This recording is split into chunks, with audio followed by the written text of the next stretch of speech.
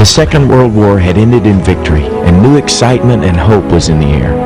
Nate Saint, Jim Elliott, and Ed McCully attended Wheaton College together just outside of Chicago.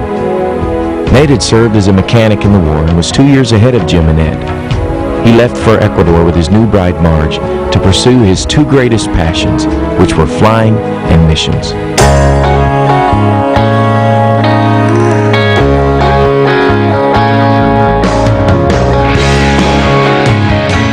Jim Elliott and Ed McCully graduated 2 years later in 1949. Jim had asked Ed to consider joining him in the mission field, but Ed was getting married soon to Mary Lou Hobath and was studying to be a lawyer. Pete Fleming, a philosophy major from the University of Washington, was a good friend of Jim Elliott. He went with Jim to Ecuador in January of 1952. Elizabeth Howard arrived in Ecuador to work in missions a few months after Jim and Pete. She had dated Jim in college and graduated a year ahead of him. There was a terrible storm in Shandia, and the rising river destroyed the new base. This tragedy was a turning point. Ed and Mary Lou McCully came down to Ecuador to rebuild the base. Elizabeth Howard also came to help. Jim Elliott asked Elizabeth to be his wife.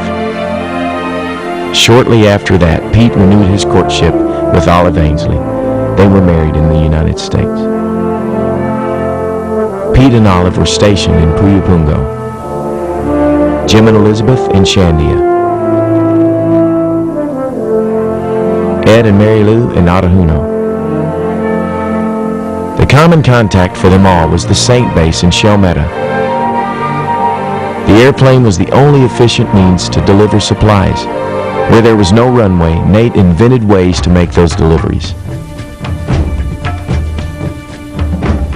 Nate and Marge soon found that people in the jungle often needed more medical care than the missionaries could give. They wanted to build a hospital and asked Roger Yadarian, another missionary stationed with his family in Macuma, to do it. Then one day, Nate and Ed flew over Auca territory and spotted Auca houses. The desire to reach these people united these men and their families together in a common purpose. Nate devised a way to drop a bucket from a long line in the airplane. In this way, they were able to give gifts to the Aucas and later receive gifts in return.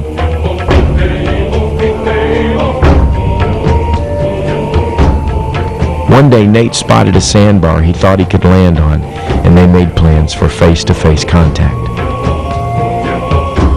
The term Auca is Quechua for naked savage. It shows just how isolated the tribe was, for at that time no one knew the tribe called themselves Waodani. They were the most violent society ever documented by anthropologists. 6 out of every 10 adult Waodani deaths were from homicide.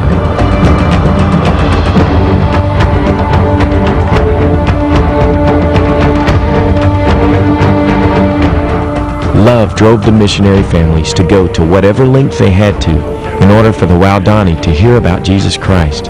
Jim Elliott wrote in his journals, "He is no fool who gives what he cannot keep to gain that which he can never lose." On Sunday, January 8th, the men were at the sandbar they named Palm Beach, and Nate was to make radio contact with Marge at 4:30. The contact never came.